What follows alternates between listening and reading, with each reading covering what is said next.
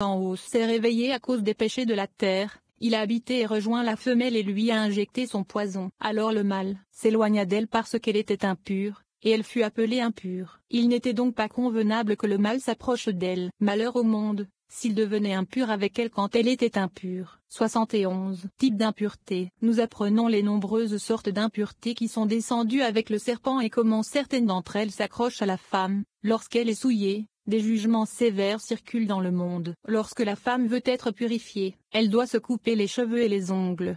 402. Nous avons appris que 125 sortes d'impuretés descendues sur terre se sont jointes et se sont tenues aux côtés du puissant serpent, et que les 27 plus grandes d'entre elles s'accrochent à la femme pour se joindre à elle. Malheur à celui qui s'approche d'elle en ce moment, car celui qui s'approche d'elle signale un défaut en haut. Avec ce péché, le puissant serpent d'en haut se réveille pour cracher du poison là où il ne devrait pas, et il se joint à la femelle. Les poils du mâle poussent et la femelle est souillée, ses cheveux poussent et ses ongles poussent. Puis des jugements sévères commencent à circuler dans le monde et tout devient souillé. C'est l'essence du verset parce qu'il a souillé le sanctuaire d'Hachem Bamidbar 19h20. Le sanctuaire d'Hachem a été souillé à cause des péchés de l'humanité. 403. Nous avons appris ce qui est écrit, et je mettrai une inimitié, Eva, entre toi et la femme. Béréchit 3h15. Le serpent a placé 24 types de souillures dans la femme lorsqu'il s'est uni à elle, selon la valeur numérique de Eva, 24 types de souillures en haut et 24 en bas. Les poils poussent et les ongles poussent, puis les jugements s'éveillent dans le monde. Nous avons appris que lorsqu'une femme souhaite se purifier, elle doit couper la quantité de cheveux qui ont poussé depuis le moment où elle est devenue impure et doit couper ses ongles et toutes les saletés qu'ils contiennent.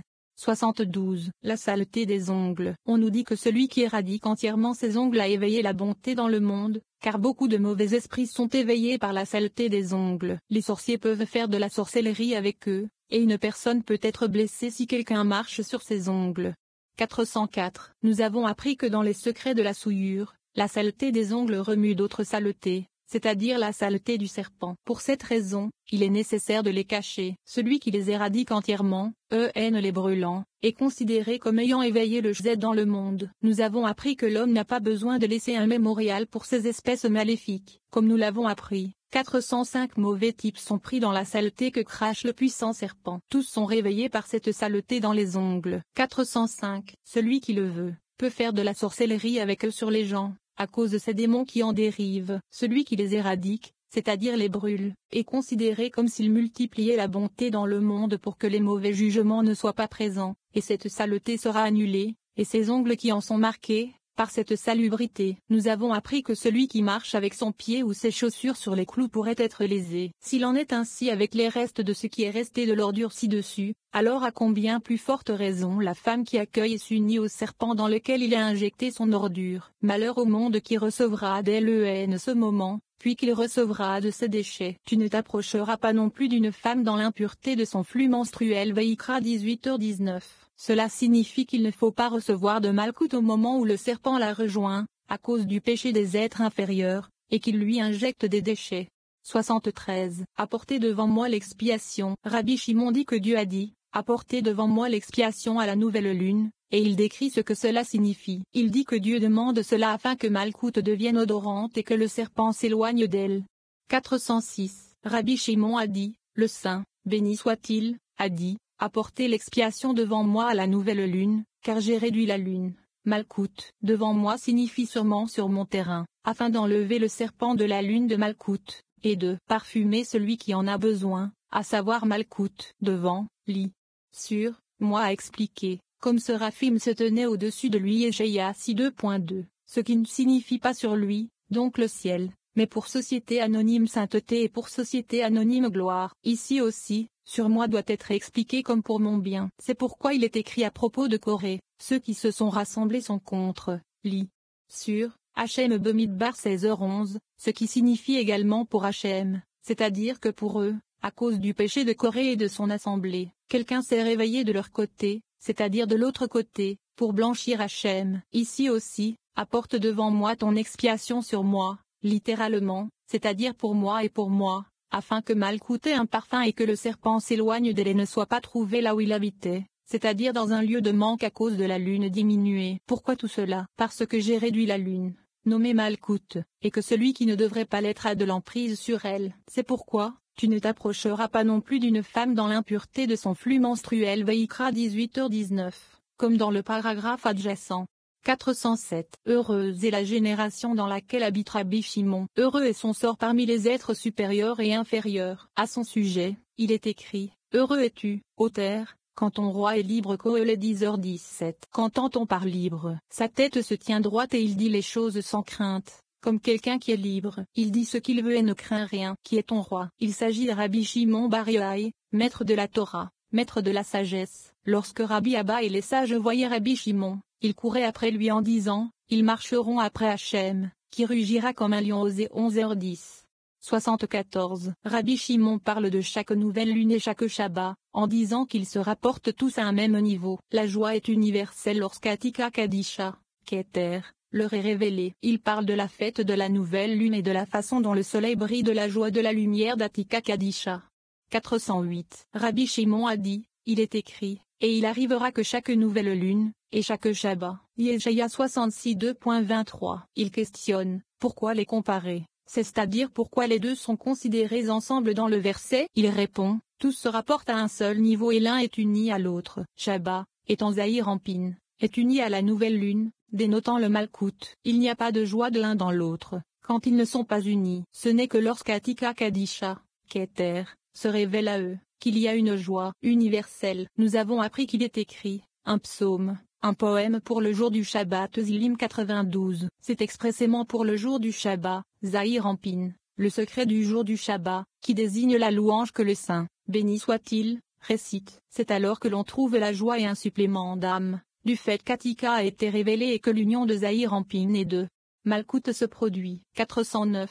Il en est de même avec le renouvellement de la lune, désignant la nouvelle lune. Le soleil, dénominant Zahir Anpin, y brille avec la joie de la lumière d'Atika au-dessus. C'est pourquoi, le sacrifice de la nouvelle lune est au-dessus afin d'apporter le parfum à tous, et la joie doit prévaloir dans le monde. Par conséquent, apportez l'expiation devant moi. Cette formulation est littérale afin de réveiller l'union. 410. Nous avons appris qu'il est écrit, c'est l'holocauste de chaque Shabbat, à côté, lit, sur, de l'holocauste perpétuel. Bemidbar 28 2.10.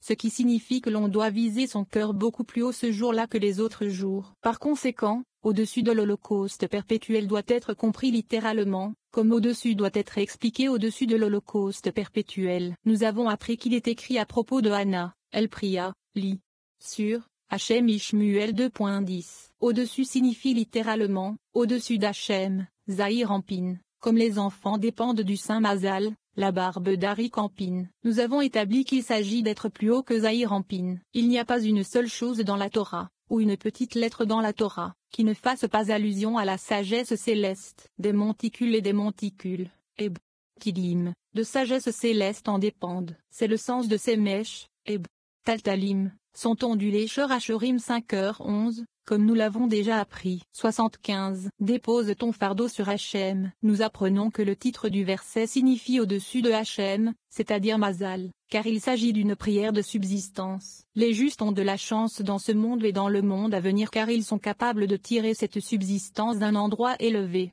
411. Rabbi Ozi a trouvé Rabbi Abazasiel lisant ce verset. Dépose ton fardeau sur Hachem. Teilim 55 2.23. Le mot sur est précis et signifie au-dessus de Hachem, Zahir Anpin. La subsistance dépende, Mazal, la barbe d'Arik Anpin. Rabbi Yehuda avait l'habitude de lire, car, lit, sur, ceci, et Zophem, tout homme pieux te priera au moment où tu pourras être trouvé. Teilim 32 2.6. Sur Zo sûrement, signifiant au-dessus de Malkout appelé Zo, étant Tiferet qui est au-dessus de Malkout. En un temps, être trouvé, nous avons établi que cela se réfère à une femme. Cependant, en un temps, on le trouvera est semblable au mot cherche Hachem pendant qu'on le trouve. Invoque le pendant qu'il est proche. Yeshaïa 55 2.6. Se référant aux 10 jours de repentir. Une autre explication pour en un temps, être trouvé, signifiant quand les rivières, les lumières de Bina, coulaient sont tirées continuellement. Les patriarches, étant Zen Vuratiferet, reçoivent et tous sont bénis, car tout homme pieux devrait prier pour cela. Que signifie le déluge de grandes eaux? Teilim 32 2.6. Il répond, c'est la profondeur des sources et des rivières, étant Atika Kadisha, d'où sont tirées les lumières et les sources de Bina. Car qui le méritera, et qui méritera de s'en approcher et d'y monter. C'est ce que signifie le verset. Le flot des grandes eaux ne s'approchera pas de lui. C'est parce qu'ils ne sont pas dignes et pas capables de recevoir d'Attika. 412. Rabbi Yitzhak a dit, il est écrit, j'ai désiré une chose de Hachem, que je vais rechercher. Pour contempler la beauté de Hachem. Teilim 27 2.4. Heureux les pieux car de nombreux trésors suprêmes les attendent dans ce monde, de Noyant Bina, car le Saint, béni soit-il, se délecte d'eux dans ces mondes, comme nous l'avons expliqué. Pour eux, ils demandent de porter la beauté d'Hachem. Nous avons déjà appris que c'est la lueur d'Attika qui est attirée dans le Bina. Rabbi Yitzhak est en désaccord avec Rabbi Yehuda, qui dit que le déluge de grandes eaux ne s'approchera pas de lui se réfère aux lumières d'Attika qui ne peuvent être conçues. Cependant, il y a des justes qui méritent cela aussi. Rabbi Shizuki a dit, d'après ce qui précède, il semble qu'il y ait des justes qui méritent la lumière d'Attika, comme il est écrit. L'œil n'a pas vu non plus qu'un Elohim, à côté de toi, fasse une telle chose pour celui qui l'attend. Yeshaïa 64 2.3. Il demande, il doit faire, il aurait fallu dire, tu dois faire, car il est écrit à côté de toi, un terme de deuxième personne. Il répond, au contraire, il devrait faire est précis, car il se réfère à Attika. Par conséquent, il parle en terme de troisième personne. De même, voici, je, lis, il. Ajouterai à tes jours 15 années. Yeshaïa 38 2.5. Il aurait dû dire j'ajouterai, puisqu'il le fait précéder de voici, lis.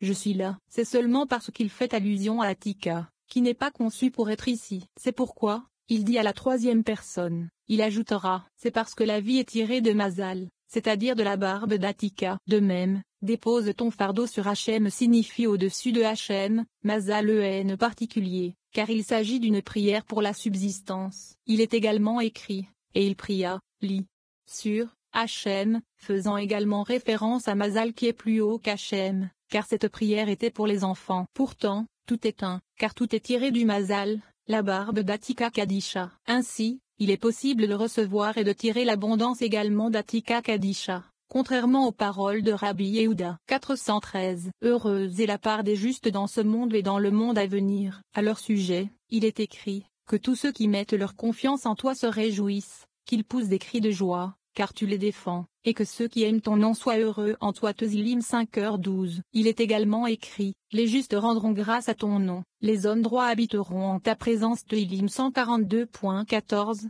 Et ceux qui connaissent ton nom mettront leur confiance en toi, car toi, Hachem, tu n'as pas abandonné ceux qui te cherchent. Teilim 9h11. Béni soit Hachem pour toujours. Amen et Amen. Qu'Hachem règne à jamais. Amen et Amen. Vous serez saints. Rabbi Elazar commence par dire qu'au jour du jugement céleste, les gens seront trouvés défectueux parce qu'ils n'ont pas prêté attention à la Torah. Il ajoute qu'il est interdit de s'associer avec des personnes qui manquent de foi. Quant à ceux qui ne sont pas en état de sainteté au moment des rapports sexuels, ils produiront une progéniture dont l'âme vient du côté de la souillure.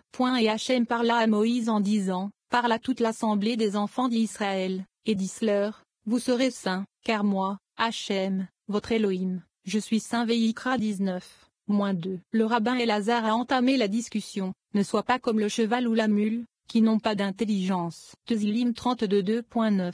Combien de fois la Torah a-t-elle attesté aux gens, combien de fois a-t-elle élevé sa voix dans toutes les directions pour les réveiller, mais tous restaient endormis, inconscients de leurs péchés. Ils ne regardent pas et ne font pas attention au moment où ils se lèveront pour affronter le jour du jugement céleste. À ce moment-là, le roi céleste exigera de la honte de la Torah qui a crié contre eux. Et pourtant ils n'ont même pas tourné leur visage vers elle. Tous sont trouvés totalement défectueux puisqu'ils ne connaissent pas la foi du roi céleste. Malheur à eux, et malheur à leurs âmes. 2. En effet, la Torah l'atteste et dit, celui qui est simple, qu'il se présente ici. Quant à celui qui manque d'intelligence, elle lui dit, Michelet 9 2.4, qui est visé par celui qui manque d'intelligence, c'est celui qui n'a pas de foi, et qui est déficient à tous égards. Il questionne, pourquoi est-il écrit? Elle lui dit, alors qu'il faut lire, je lui dis, comme le dit le verset, je dirai à elle mon rocher. Teilim 42 2.10. Alors pourquoi dit-on ici? Elle dit. Il répond, il veut inclure et ajouter la Torah céleste, qu'il appelle aussi, celui qui manque de compréhension, signifiant défectueux dans la foi.